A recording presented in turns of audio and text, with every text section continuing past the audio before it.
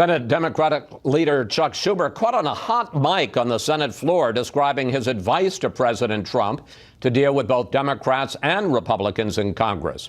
And it's time now for our Sunday group. Former Speaker of the House, Newt Gingrich, Rachel Bade, who covers Congress for Politico, Julie Pace, Washington bureau chief for the Associated Press, and Guy Benson of townhall.com. Well, Mr. Speaker, you worked with Bill Clinton in the mid-1990s as he was doing what was called triangulation, trying to negotiate apart from both Republicans and his own Democratic Party. Is that what President Trump is doing here? And will it work? Well, I think Trump is an inveterate deal maker. I think he wants things to work. He wants to get the job done. I think the other day he was faced with 2 visits to Houston, terrible devastation, a hurricane coming to Florida, and he had the usual partisan infighting for 2 or 3 weeks, or take a deal. And he took a deal and it worked, and I think he thought, well, maybe we'll do a little more. Now, the challenge will be that the goals of Schumer and Pelosi and their base are so radically different from Trump that the margins for deals may be smaller than people would like. But I think it's perfectly reasonable. Look, I advocated for months that they start with infrastructure because it was inherently bipartisan. And I think that presidents govern best when they carve a large block out of the opposition party and have a much bigger majority than just their own partisan base. Julie, what are they saying? You cover the White House. What are they saying at the White House? How frustrated are they with Republican leaders and particularly their inability to deliver on Obamacare repeal and replace? And how much hope do they hold, given that, as I said, on a lot of and the Speaker said, on a lot of the basic issues, what they want in tax reform, what they want in immigration, that there's such big differences? How much hope do they hold for a working alliance with the Democrats? Well, I think you have to put this in context of the relationship that the president has with McConnell and Ryan. With McConnell in particular, there's just not much of a relationship there. So when you come out of something like the Obamacare debates and the president sees that McConnell just can't get it over the finish line, there's not a lot of personal bonding there to kind of keep that going. So there was a lot of frustration in the White House after that specific debate on the Capitol. And I think when the president looks at Schumer, more so than Pelosi, but Schumer in particular, he sees someone he likes. And this is a president who likes the personal relationship. He likes to have a bond with someone. Yes, there are going to be differences on the policies. Yes, they are not going to be aligned on everything. But where he can make an agreement, I think he is perfectly fine. And he's been hearing from people like Speaker Gingrich and others around him for months that this is actually what he should do, that this is an advantage for someone like Trump, who isn't particularly ideological, who doesn't have deep roots to the conservative movement or Republican ideology. So when it comes to DACA, does that mean the wall? Well, maybe not. Citizenship, maybe yes. I think on the wall, this is something that you've seen the president multiple times when he's had a chance to go to the mat over the wall and say, I'm going to hold up a certain piece of legislation, I'm going to veto it over this wall. He's backed off. And I think that for his base, that's going to continue to be a frustration, but he's certainly shown a willingness to punt that, kick it down the road a little bit. We ask you for questions for the panel. And on this issue of the president making a deal with Democrats on DACA, there was a lot of confusion from you, as there has been here in Washington. Let's put some of it up. Fox Mulder, I love that, tweeted this: does Trump even want to get funding for the wall, build that wall, got him elected? How else will he rally his base? And Rick Connor posted this on Facebook: how do you think amnesty for these illegals will square with the president's campaign promises to the contrary?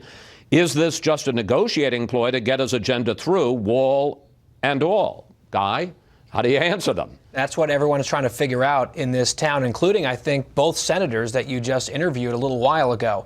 I went back and tried to figure out maybe what would a deal start to look like on DACA? What would the contours perhaps start to come together with? And I think the wall seems to be out, at least for this particular piece. He says maybe sometime in the future, unclear, but it seems like ancient history at this point. But 2013, there was the Gang of Eight bill that eventually was killed in the House. But Democrats agreed in principle to a whole swath of border security and immigration enforcement provisions that I think would probably form the basis for something where Trump could potentially, somewhat credibly, claim a victory. And I went back and I looked at some of those provisions: $40 billion for border security, 20,000 new border security agents, 700 miles of fencing.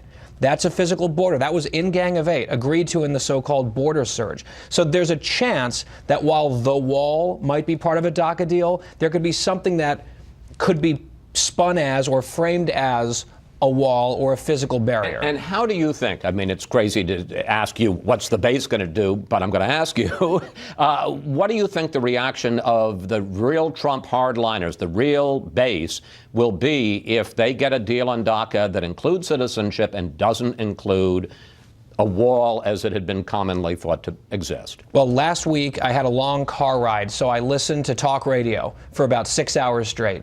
And it was really interesting. They opened the phone lines and it was Trump base voters calling in. And there was some trepidation, there was some concern about where this might go. But overall, there was a sense that they trust President Trump, that they think that he's 3 steps ahead of anyone else, and that ultimately he's got their interests at heart. And that was sort of reflected across the board from most of his supporters. So that's what I would guess would be the case, unless it is egregiously bad.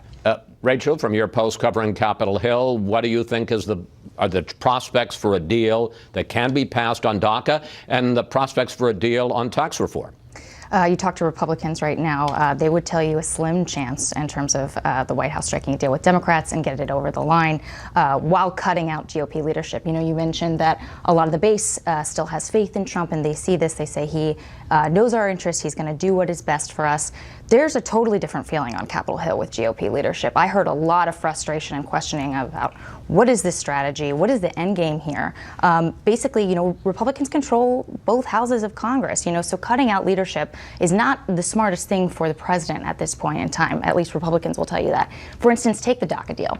I was talking to some folks in leadership who were saying that they don't understand why he took the wall off the table to begin with. It's the #1 bargaining chip, they said, in terms of negotiating a deal. If you're going to take it off the table with Democrats, you should get something for it. So they're going to try to push him to put that back on the table and sort of use that to get a deal that is possible that conservatives could vote for. And what about tax reform? Because as pointed out with the 2 senators, they're so different on tax cuts that would benefit the wealthy, on whether or not it's going to add to the deficit or not, unless you put in what they call dynamic scoring and include a lot of the growth that is a guess whether or not it's going to happen. Yeah, I don't mean to sound alarmist, but tax reform also in trouble right now. And it goes back to this sort of shift we're seeing in the president, going from just working to Republicans to now wanting to work with Democrats. For instance, Republicans on the Hill, Speaker Paul Ryan, Mitch McConnell, Treasury Secretary Mnuchin, Gary Cohn, they've all been writing a Republican bill, and they're about to unveil it. Last week, we saw the president come out and float the idea of increasing taxes on the wealthy, which blows in the face of supply-side economics and goes against 100% against what Republicans would want to see in a tax bill. So there's a fear that he's overstepping right now in terms of reaching out to Democrats, and they're concerned that this is going to undercut them, and not only a Republican base, but the president and what he wants to do. Quick reaction, Speaker? Well, I think the most interesting side story was Democrats won this big agreement. Everything was going to end in December. The Democrats were going to have this huge leverage because the debt ceiling ended in December. A few days later, Mitch McConnell pointed out that as the majority leader, he controlled the paper, and they took out the provision Schumer most wanted. Which was about extraordinary measures, which means that they can keep the debt ceiling going till March. February or March. And he said, you know, I happen to be the majority leader, and I controlled the paper, and we did it on my way. And Schumer, faced with that reality, he couldn't say no. So we're a long way. This dance is going to continue for a while. I think the Democrats are faced with a real risk. Do they really hate the wall more than they love the Dreamers? Because if I were the president, that's the way I'd drive it. I'd say these people are so ideological, they'd rather sacrifice the Dreamers. All right. Gridlock breaking out here in Washington. All right, panel, we have to take a break here.